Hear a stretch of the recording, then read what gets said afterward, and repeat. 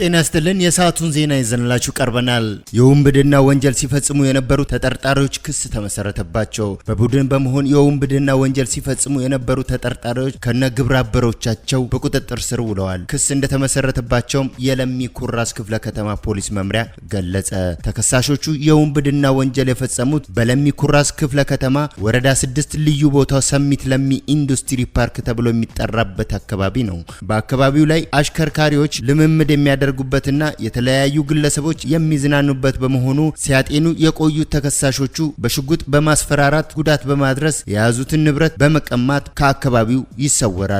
እንደዚህ አይነት ወንጀሎች መፈጸማቸው ሪፖርት የደረሰው የአርባሳ አካባቢ ፖሊስ ጣቢያም ባደረገው ብርቱ ክትትል 4 ተጠርጣሪዎችን ለወንጀል መፈጸሚያ ከሚጠቀሙባቸው ሽጉጦች ጋር በቁጥጥር ስር አውለዋቸዋል። የተከሳሾቹ የክስ መዝገብ በፌዴራል የመጀመሪያ ደረጃ ፍርድ ቤት ለሚ ኩራዝ ምድብ 1 ወንጀል ችሎት ቀርቦ እየታየ ሲሆን በማረሚያ ቤት ሆነው ጉዳዮችን እየተከታተሉ እንደሚገኙ ፖሊስ አስታውቋል። ወንጀሉ በተፈጸመበት አካባቢ ተጠርጣሪዎች የወንጀል ድርጊቱን ሲፈጽሙ አንዳንድ ሰዎች ቆሞ ሲመለከቱ እንደነበር ያስተዋለው ፖሊስ ህብረተሰቡ ወንጀል እየተፈጸመ እያየ ለፖሊስ መረጃ አለመስጠቱ ወይም እየተፈጸመ ያለን ወንጀል እንዲቋረጥ አለማድረጉ በህግ ተጠያቂነት ሊያደርገው እንደሚችል በመገንዘብ ተገቢውን ትብብር ማድረግ እንደሚገባው አሳስበዋል።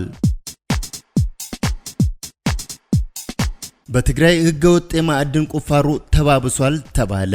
በትግራይ ክልል ህገወጥ የማዕድን ቁፋሮ ተባብሶ መቀጠሉን ሪፖርት ምንጮቻችን ጠቅሰው ዘግበዋል። ማናቸውም የማዕድን ቁፋሮ እንዳይካሄድና ቀደም ሲል የተጀመሩ የማዕድን ማውጣት ስራዎች እንዲቋረጡ ከሳምንት በፊት የጣለው እገዳ ተግባራዊ እንዳልሆነ ምንጮች መናገራቸውን ዘገባው ጠቅሷል። ጊዜያዊ አስተዳደሩ በክልሉ የማዕድን ቢሮና በማዕድን ማውጣት ፍቃዶች ላይ ኦዲት እንዲካሄድ ያቋቋመው ግብረ ኃይል ተግባሩን እያከናወነ መሆኑን መግለጫው ጠቅሷል። ሆኖም የግብረ ኃይሉ ውጤታማነት አጠያያቂ እንደሆነ ጉዳዩን በቅርበት የሚከታተሉ ምንጮች ተናግረዋል።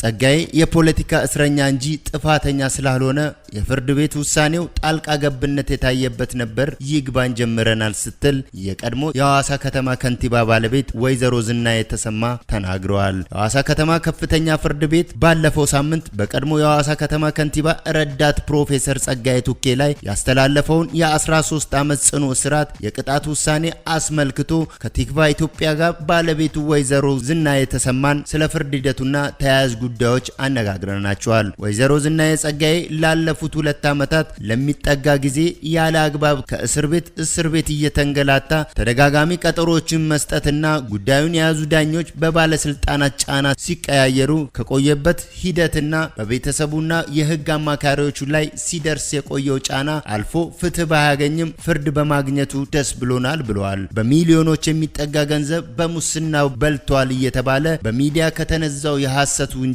ነፃ መባሉን ያስከፋቸው ጥቂት ሰዎች በቂ መረጃ ባቀረበበት በቤት ኪራይ ጉዳይ 9 ዓመት ፕሮጀክቶችን በአግባቡ ባለመምራት ገንዘብ እንዲባክን አድርጋል በሚል ደግሞ በማይመለከተው ክስ 4 ዓመት በድፍኑ 13 ዓመት ጽኑ እስራት ሲፈረድበት ውሳኔው ምን ያክል የፖለቲካ ጫና እንዳለበት በግልጽ የሚታይ ነው ሲሉም ገልጿል። ጸጋዬ ከታሰረ በኋላ እንኖርበት ከነበረው የቀበሌ ቤት በግድ እንድንወጣ ተደርገናል ያሉት ባለቤቱ ወይዘሮ ዝናዬ ደሞዙ እስካሁን ስለታገደ ከልጆቼና ከምናሳድጋቸው ልጆቼ ጋር ለከፍተኛ ኢኮኖሚ ቀውስ ተዳርጌያለሁ፣ ጫናው ቀላል አይደለም ሲሉ ለቲክቫ ኢትዮጵያ ተናግረዋል። እኛ ቤተሰቦቹና የሐዋሳ ህዝብ ቀርቶ ጸጋዬን በሩቅ የሚያዩት በጥቂት ጊዜያት ውስጥ ለሐዋሳ ከተማ ላከናወናቸው ዘመን ተሻጋሪ የልማት ስራዎች ይሃው ምስክሮች ናቸው የሚሉት ወይዘሮ ዝናዬ ውሳኔውን ተከትሎ ይግባኝ መጠየቃቸውንና ጸጋዬ በይግባኝ ሰሚ ፍርድ ቤቶች ትክክለኛውን ፍትህ ያገኛል ብለው እንደሚያምኑም ገልጸዋል። የቀድሞ የሐዋሳ ከተማ ከንቲባ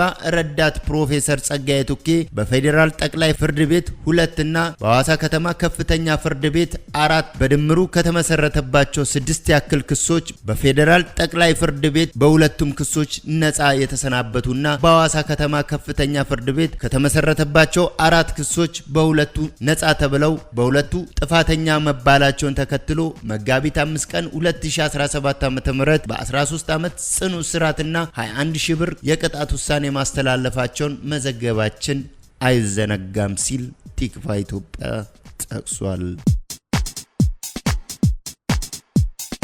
በዚህ ሳምንት አሊ ዶሮ ላይ የታገቱት 58 ሰዎች ለመልቀቅ ታጣቂዎች በአንድ ሰው እስከ 1.5 ሚሊዮን ብር እየጠየቁ ነው ተባለ።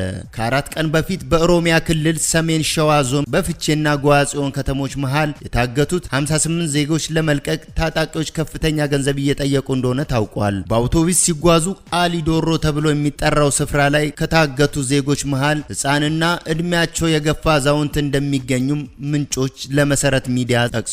መጋቢት 8 ቀን የፈጸሙት ይህ እገታ በመንግስት ሚዲያዎች ሆነ በባለስልጣናት ምንም ቃል ያልተተነፈሰበት መሆኑ እጅጉን እንዳሳዘናቸው የታጋች ቤተሰቦች ገልጿል። አሁን ላይ የቻሉትን ለመሰብሰብ በየቤቱ እየዞሩ እየለመኑ እንዲሁም በሶሻል ሚዲያ ለህዝብ የእርዳታ ጥሪ ያቀረቡ መሆኑን ጠቁመዋል። በዚህ መሰረት በተደጋጋሚ እገታዎች የሚፈጸሙ ሲሆን በአካባቢው በኦሮሚያ ነጻነት ሰራዊት አባላት በስፋት እንደሚንቀሳቀሱበት ይታወቃል። ተስፋችን ገንዘቡን ተበድረን ሆነ ለምነንም መክፈል ነው። ልጆቻችንን የሚያድንልን አካል አለ ብለን አናምንም ያሉ አንድ ወላጅ ወጣት ልጃቸው እቃ ለማምጣት አዲስ አበባ ሄዳ ስትመለስ እንደታገተች በእንባ ታጥበው ለሚዲያዎች አስረድተዋል። መረጃው የመሰረት ሚዲያ ነው። እኔን እስካሁኗ ደቂቃ ድረስ ፕሬዝዳንት አድርጎ የሾመኝ የለም ብለዋል ሌተናል ጀነራል ታደሰ ወረደ። ይሁን እንጂ ጊዜያዊ ፕሬዝዳንት እንደሆኑ መዘገባችን የሚታወስ ነው። አሁን ባለው የትግራይ ቀውስ አሸናፊም ሆነ ተሸናፊ የለም ያሉት የጊዜያዊ አስተዳደሩ ምክትል ፕሬዝዳንት ሌተናል ጀነራል ታደሰ ወረደ እስካሁኗ ሰዓት ድረስ የትግራይ ክልል ጊዜያዊ አስተዳደር ፕሬዝዳንት አቶ ጌታቸው ረዳ ናቸው ያሉ ሲሆን የሚጠበቅ ማስተካከያ ቢኖርም እኔን እስካሁኗ ደቂቃ ድረስ ፕሬዝዳንት አድርጎ የሾመኝ የለም ብለዋል። ሆኖም ያሉንን ችግሮች በአንድነት መንፈስ ለመፍታት የሚያስችል እድል ከተፈጠረ ኃላፊነቱ ያለ መቀበል ፍላጎት የለኝም ሲሉም ገልጿል። ፕሬዝዳንት ጌታቸው ከመቀሌ ወጥተዋል። ፕሬዝዳንት ጌታቸው ወጥቶ የሚቀርባት ትግራይ መኖር የለባትም። ትናንት እንደዛ ከነበረ ዛሬና ነገ መኖር መደገም የለበትም ብለዋል። የትግራይ ጊዜያዊ አስተዳደር ምክትል ፕሬዝዳንት ሌተናል ጀነራል ታደሰ ወረደ በረሃው ሾው ለተባለ የዩቲዩብ ሚዲያ በሰጡት ቃለ መጠይቅ የኛ ጥረት ብቻ አይደለም ያልተሳካው፣ የትግራይ የሃይማኖት አባቶች፣ የሀገር ሽማግሌዎች፣ ምሁራን፣ ሌሎች አካላት ሁሉ ሁለት ቡድኖችን ለማቅረብ ያደረጉት ጥረት ውጤት አላመጣም። በመጨረሻ የሰራዊቱ አመራር ለሁለት መከፈሉ አንዱ ክፍል ጉባኤ ያካሄደውን የህወሓት ቡድን ሲደግፍ፣ የተቀረውን ደግሞ የህዝብና የሀገር ተልዕኮ ከማስከበር በዘለለ የቡድኖች የፖለቲካ አቋም አልደግፍም ያለ አለ። የጸጥታ ኃይሉ በዚህ መሃል በሁለት ገመድ እየተጎተተ ስራውን ለመስራት ተቸግሯል።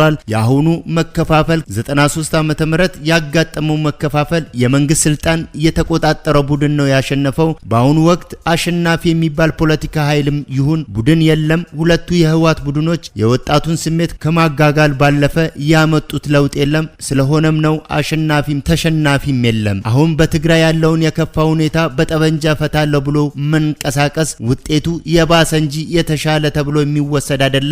እርስ በራሳቸው ለመዋጋት ከሆነ የሚፈለገው በዚህ አካሄድ የሚገታ አወንታዊ ውጤት የለም። ስለሆነ በእርጋታ ማሰብ ያለብን ጊዜ ቢኖር አሁን ነው ብለዋል። በኢትዮጵያና በኤርትራ መካከል የሚታየው መሳሳብ ወደ ጦርነት እንዳያመራ እንደ ትግራይ የበኩላችንን ጥረት ማድረግ ይጠበቅብናል። የውስጣችንን ችግር ከፈታን ደግሞ ከውጭ የሚመጣ ጦር ይኖራል ብዬ አልገምትምም አልልም። የፕሪቶሪያው የሰላም ስምምነት በተሟላ መልኩ እንዲተገበር በተዋዋዮች መካከል ቅንነትና ትብብር መኖር አለበት። እስካሁኗ ሰዓት ድረስ የትግራይ ጊዜያዊ አስተዳደር ፕሬዝዳንት ጌታቸው ረዳ ናቸው። የሚጠበቅ ማስተካከያ ቢኖርም እኔ እስካሁኗ ደቂቃ ድረስ ፕሬዝዳንት አድርጎ የሾመኝ የለም። ሆኖም ያንኑ ችግር በአንድነት መንፈስ ለመፍታት የሚያስችል እድል ከተፈጠረ ኃላፊነቱን ያለ መቀበል ፍላጎት የለኝም ሲሉ በረሃሾ ለተባለ ሚዲያ ሐሳባቸውን ገልጸዋል። ለሰዓቱ የያዝናቸው ዜናዎች እኚህ ነበሩ።